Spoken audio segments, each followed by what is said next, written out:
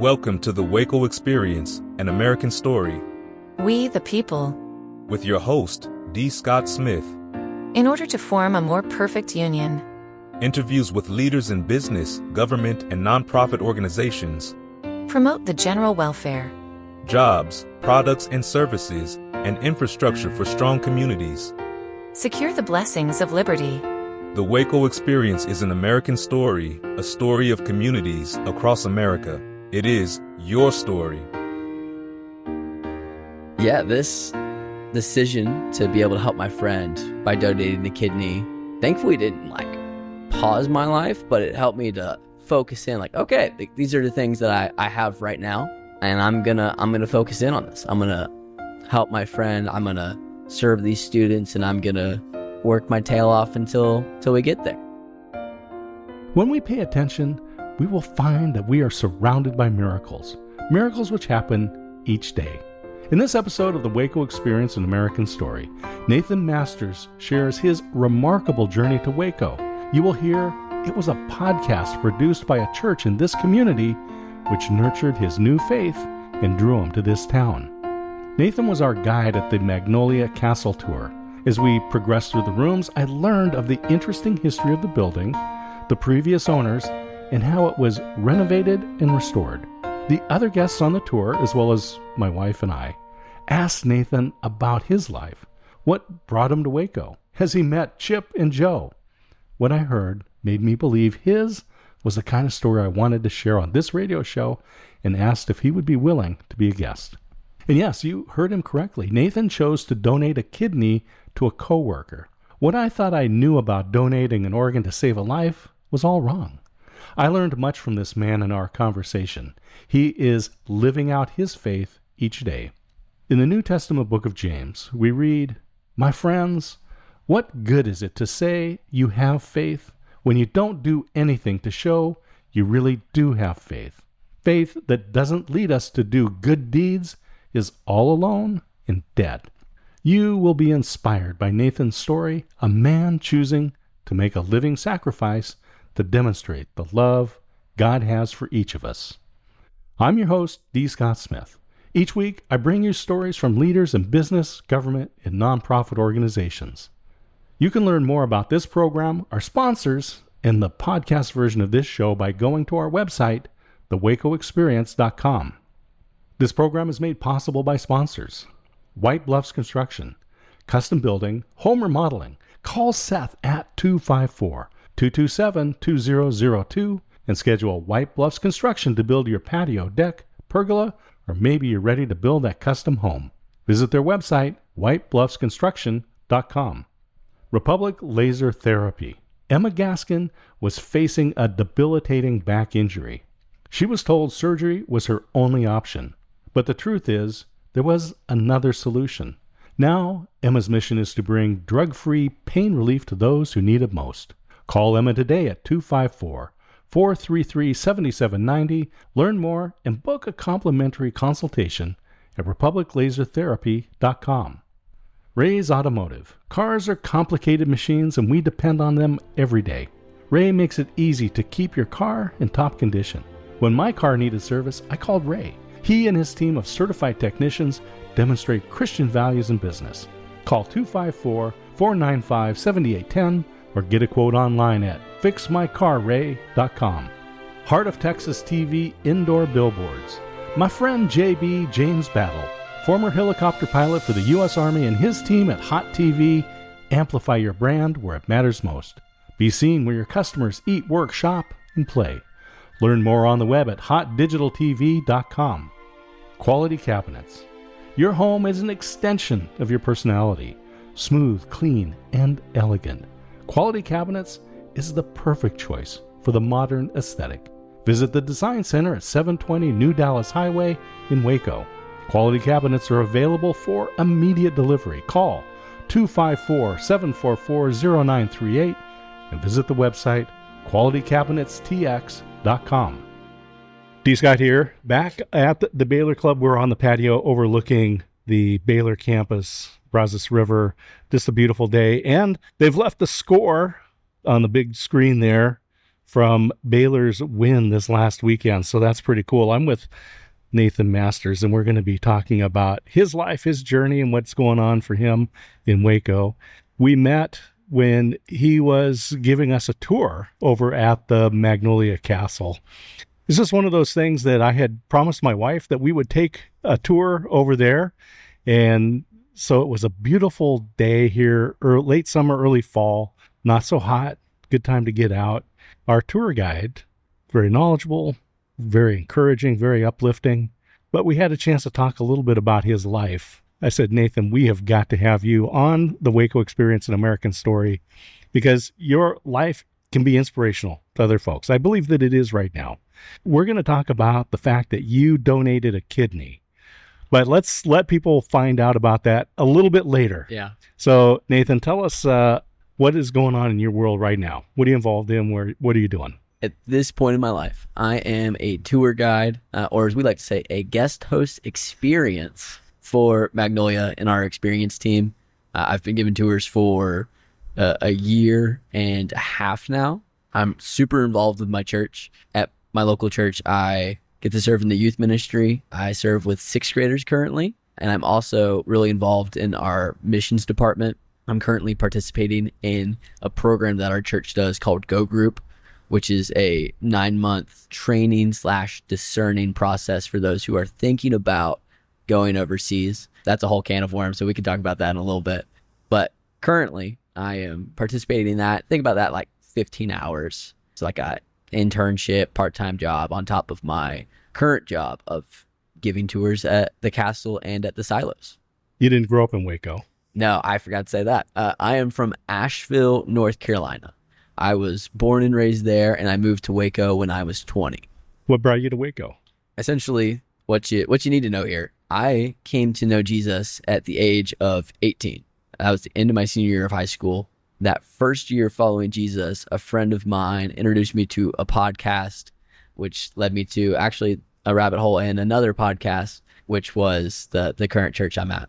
And so I would just listen for fun on my way to school, because I was in college at the time, so I would commute to school and back, and I would listen for fun.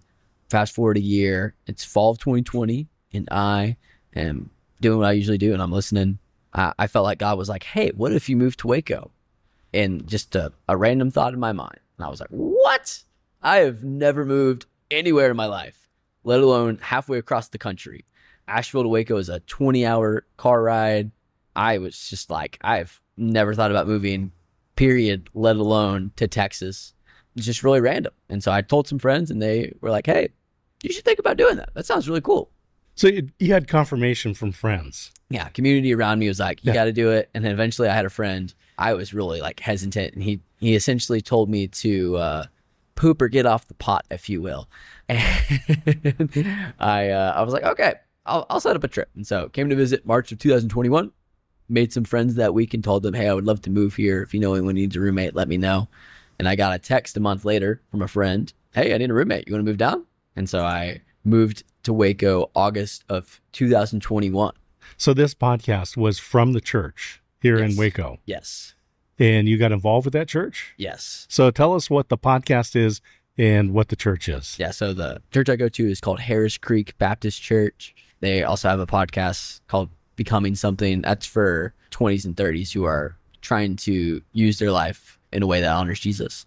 I would listen to that, listen to their sermons, and it was super helpful for me in the beginning stages of my faith. The church has just been instrumental in pointing me to Jesus first and teaching me what the scripture says about how we handle conflict, healing, understanding who God is, and how do we share that with others.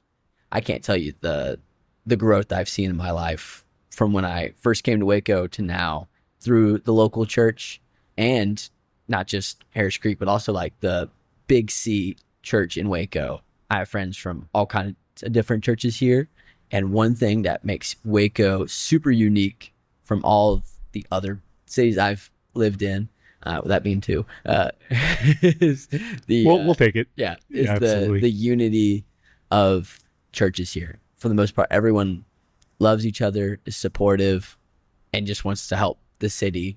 And it's been so cool to see, because if you look back of the history of Waco, there's just been a lot of tragedy and there's been a lot of hardship. And so to see at this point in October 7th, 2025, how the church has really bolstered this city, it's been really fun to see. So I'm just thinking about the church has this podcast and you're listening to it.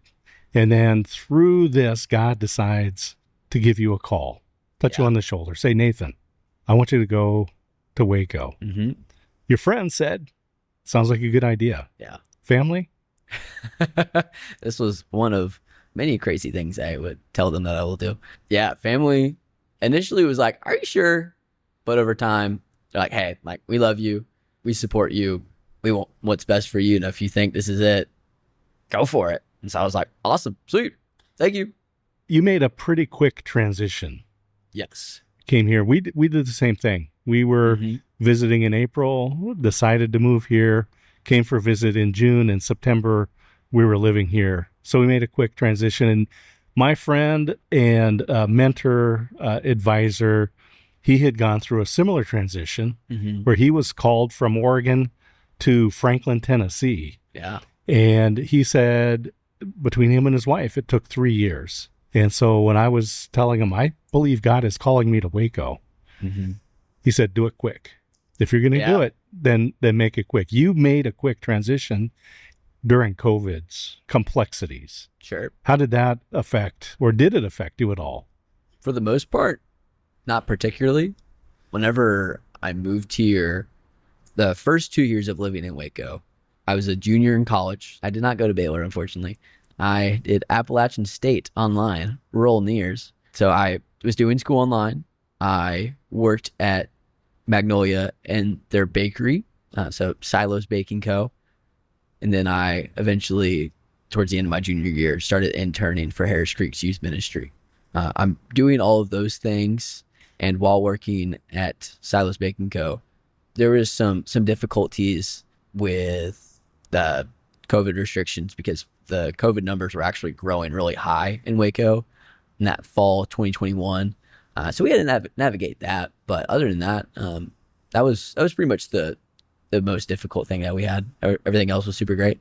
So you came to Waco, you started working at the bakery. Yes. We mentioned to people as we started this show, you donated a kidney. That I did. All right, let's get the details about that, because that captured my attention when we were talking at the castle. Yeah. So this started at the bakery. I was in my second year there, so this was my senior year at this point, and I would typically work from mornings into the early afternoons. I had a coworker, her name is Ashley, and we would open every morning together, and we would talk life, we would talk Marvel movies, music, anything that we could really talk about. And we noticed over time that she would be really tired all the time. And eventually she told us that she was experiencing kidney failure. And at the time, this was 2 years ago, so Ashley would have been 26. So we're like, oh man, like, okay, yeah, let us know whatever we can do for you. And as time progressed, I asked her, hey, is anybody helping you out? And she's like, I have a couple people that have talked about it, but nothing, no forward momentum yet. And I was just like, can I help you out? And what was going through my mind at the time was, there's a clear need right here. I don't know how I can meet it, but I want to. I want to help as best as I can. And so I started going through the process. And around this time, I had actually been accepted to start working at Harris Creek that upcoming fall for what they call their residency program, which is similar to the other thing that I'm currently doing, but slightly different. I got that, and I started going through the process of what it would look like to donate, filled out the paperwork online, did some blood tests, and scooted into the fall of 2023. I had to collect a sample of urine because that's what they need to test to make sure your kidneys are functioning right. And you're supposed to keep it refrigerated.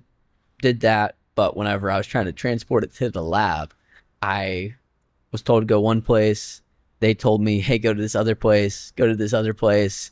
And by the time I got it to them, the sample was bad. And I did not do a great job on the back half communicating with them, like, hey, what else do I need to do? And then I got to the end of that 9 months and I started applying for youth pastor jobs. We'll talk about how I got to that passion here in a little bit, but I was focused on this and I'm traveling everywhere. I'm going Arkansas, Houston, Florida, Savannah, Georgia. I'm going everywhere. Going everywhere for trying to find a youth pastor trying job. to find a youth job. Yeah. And so at this point, everyone's telling me no, and I'm really discouraged. I'm like, oh man, like I know I'm very young at the time, but like I still have this passion to work with students. And one day I was back home driving down the road and I got a text from Ashley, and we were stopped at a red light just to make sure. I saw a text from her and it felt like God just like smacked me up the side of the head and was just like, hey, remember that thing you said you'd do? You should probably do that. And so in that, I was not being faithful to what I told Ashley I would do, but God was being faithful to her. And so despite my selfishness, we can call it straight up, God was still wanted to use me and still was going to guide me to where I needed to be so I could help my friend. And so that September, this is September of 2024 now, I start the process again, get all the things that we need to get done. In October, I'm in San Antonio because that's the hospital she chose to do the surgery. They told me, hey, it should be happening in the next 3 to 6 months. We'll give you a call the month prior. Until then, well, just be waiting. And so I'm working at my tour job. At this point, I'm helping out with 12th grade guys at my church, and I'm entering into more of our missions pipeline. Yeah, this decision to be able to help my friend by donating the kidney, thankfully didn't like pause my life, but it helped me to focus in like, okay, these are the things that I have right now, and I'm gonna focus in on this. I'm gonna help my friend. I'm gonna serve these students, and I'm gonna work my tail off until we get there. And so waiting. January 21st, I get the call. Hey, next month sound good? Sounds great. February 21st is the day. And to just clarify some things for the viewers, Ashley does not have my kidney. We did an exchange, which is pretty common for those who don't have same blood type, physiological structure. Those are just a couple of reasons for having different people. And I believe we had 8 people involved with our exchange. So we just had a giant mix and match. So this is very different than what I would have expected. When you say, I'll donate a kidney, you think, from you to the person who needs it, in this case, Ashley. Yeah. But this is probably one of the reasons why it took so long, because there's a lot of coordination that goes on. Absolutely. And people getting their samples to the lab correctly. Mm-hmm. All right. Now I understand a little bit more, because a lot of times I have heard stories about people with donated organs, but it's usually from the recipient's point of view. Yeah. So this is very different than what I expected. Yeah. All right. So you got a whole bunch of people. You're in San Antonio. Yes. So we're in San Antonio. My mom flew down so that she could drive me back to Waco after the surgery. Throughout the entire time, people would ask if I was nervous or how I was feeling. And I felt so much peace knowing, number one, I'm helping my friend. I'm getting to display the sacrificial love of Jesus of, hey, you can literally rip me open, take out my organ so that my friend can have life. There's just something really special about getting to Romans 12:1 tells us to live as a living sacrifice. And so getting to make a sacrifice like that was just really, it's just so cool to get to display that. And nurses would ask me, oh, why are you doing this? I'm like, I'm trying to display God's love to my friend because I want her to draw closer and I want her to live a long life. I asked you about moving to Waco. Yeah. And you have friends that were very supportive. Mm-hmm. Ask you about your family. What about when you chose to donate a kidney? Friends and family, what was the response there? I had a lot of concerned grandparents, I will tell you that. A lot of just a simple question, why? Like I just said, it was like see a need, meet a need. The idea of do for one what you wish you could do for all. And in my life, there's a tool I like to use called the 15-second testimony, just to share my life before Jesus and what he's done in my life now. I say there's a time in my life when I was selfish and empty. And then I learned about Jesus dying on the cross to pay for my sin so that God could adopt me into his family. And now I live a life that is selfless and fulfilled. It's because of, Jesus sacrificed for me. Now I can sacrifice for other people, regardless of whatever it costs me. I can do this so I can best love them. And that's just what I told my family.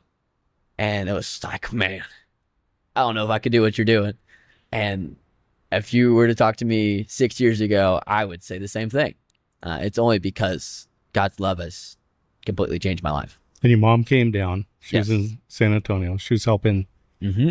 So tell us about the process then. Yeah. So that night, picked up my mom. It was February, so Texas is kind of cold at that point.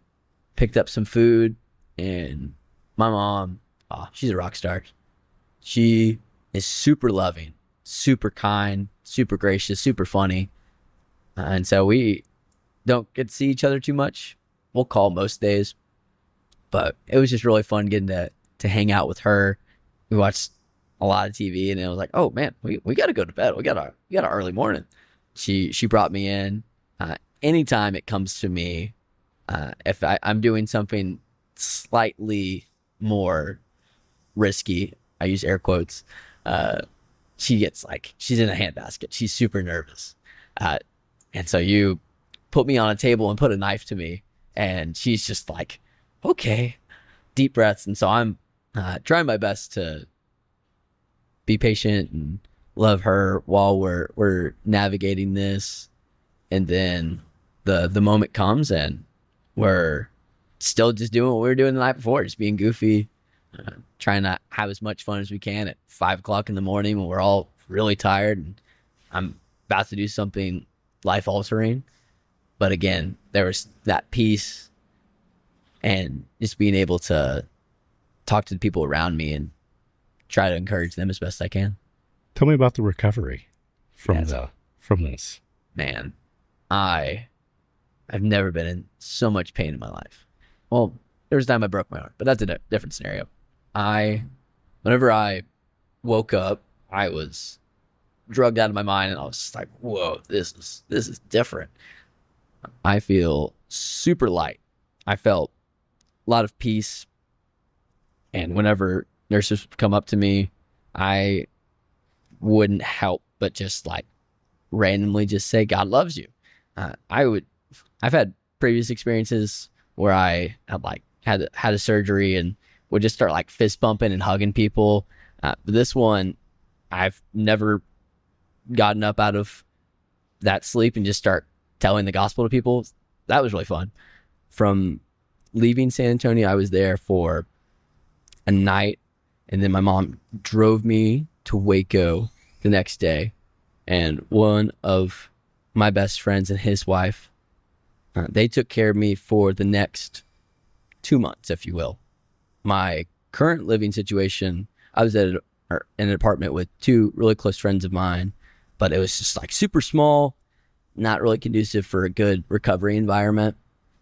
But my friends let me stay at their house, and they had me in their guest room, and they took care of me hand and foot. The initial couple of days, it hurt to laugh, which is really tough being around some of my best friends and my mom. And so they would just make me laugh about trying, and I'm just experiencing this this deep pain in my abdomen area, just oh, why are you keep doing this to me? First couple of days, first week, really hard to walk. If I tried to move at all, I just needed help everywhere. Putting clothes on, going to bed, it was very tough. But as the weeks progressed, I got a little bit more momentum. I would start to go outside, go on walks for 5 minutes, then my back would hurt. I'm like, okay, let's wrap it up for today. I'm going back to the couch. But with all of that, getting to be with some of my closest friends in the world, it was super sweet. And despite going through a lot of pain and experiencing a lot of hardship, I had so much fun, which when you think about recovery, you don't really think about fun. But that was God's grace to me. They saw what I was willing to do for somebody else, and they said, okay, even for like one of our best friends, this is no brainer. We can totally take care of you for 2 months. And God was providing for them just like he was providing for me. And it was just so cool to have that be my recovery experience. So today on the WACO Experience, an American Story, we're listening to Nathan Masters, kidney donor, follower of Jesus. Let's end up on some inspiration. The future, I have no clue what's going to happen. But at this point in my life, I have this desire and passion to work with students, specifically 6th to 12th grade. I have this on one hand, and on the other hand, I have this call that we all have as followers of Jesus to make disciples of all nations, baptizing them in the name of the Father, Son, and Holy Spirit, and teaching them all I've commanded you to do. And so I am trying to figure out, how do both of these line up? Is it in America? Something that's awesome about being here is we have access to the gospel, but that's not the case for 3.2 billion people across the world in an area that's called the 1040 window. So that's North Africa all the way to East Asia. And so I'm praying, asking God, hey, I'm willing to go wherever you want me to go, do whatever you want me to do, anytime, any place, for your glory. And what would you have me do? And obviously, there's a lot of other things I got to think about because, when you only have one kidney, you have to most likely choose a place that has good health care and all of those things. But also, that could be something that God's not asking me to do. He could be asking me to stay here and be a youth pastor and train students to know their purpose in life, which is to know God and to make him known to others, and to teach them how to be able to articulate their faith to other people, and then help them potentially go in the future after they're a little bit older. So currently, I'm hands wide open to what God may want to do in my life.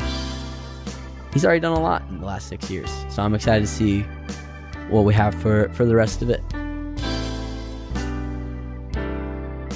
The WACO Experience, an American Story, is a production of D. Scott Smith Company, all rights reserved. Thank you for listening.